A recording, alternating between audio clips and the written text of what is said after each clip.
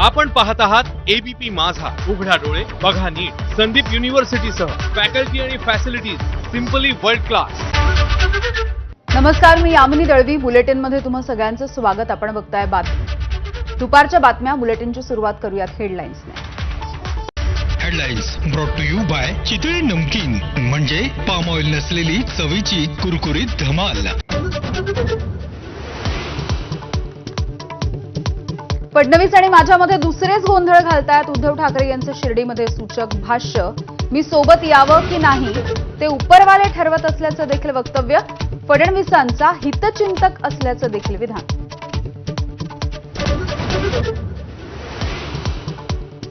विधान परिषद उपसभापती पदासाठी निवडणूक जाहीर. 1 जुलै 2026 रोजी दुपारी 1 वाजता होणार निवडणूक.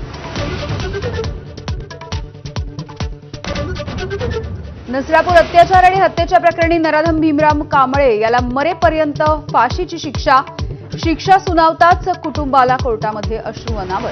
आता फासावरती चढा. न्यायाधीशांनी आरोपीला ठणकावलं.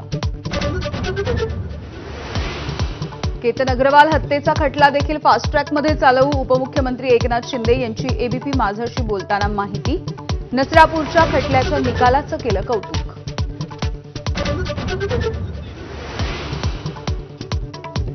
टीईटी पेपरफुटीवरती विधानसभेमध्ये रणकंदन. पेपरफुटीची जबाबदारी सरकारनं घ्यावी. भास्कर जाधव आक्रमक.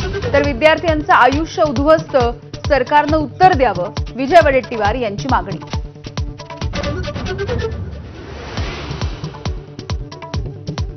छत्रपती संभाजीनगरमध्ये सरसकट कर्जमाफीसाठी आज रास्ता रोको.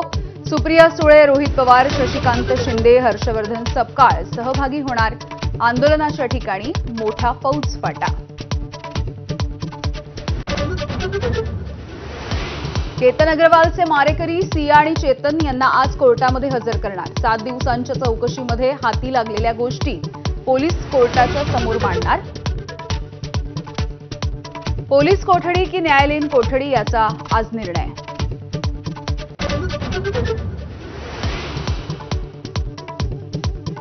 मुंबईमध्ये मोहरमच्या दरम्यान विषारी गोळ्या वाटणाऱ्या फैयाज निसार याला मारायचे होते 15,000 लोक.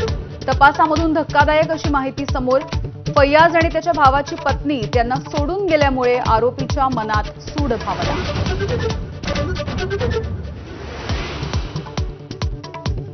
विश्वास नांगरे पाटील यांनी नागपूर पोलीस आयुक्त पदाचा पदभार स्वीकारला. पदभार स्वीकारण्याच्या आधी विश्वास नांगरे पाटील यांनी घेतलं टेकडी गणपतीचं दर्शन. हिंदू कार्यक्रमामधल्या वादाच्या संदर्भात ते काही बोलणार का याकडे देखील लक्ष.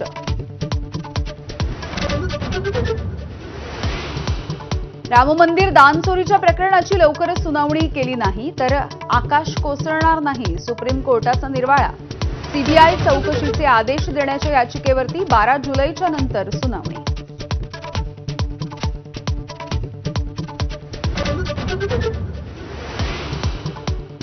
आपण बघताय माझा मिड डे बुलेटिनच्या सुरुवातीला एक मोठी बातमी बघूयात. केंद्रीय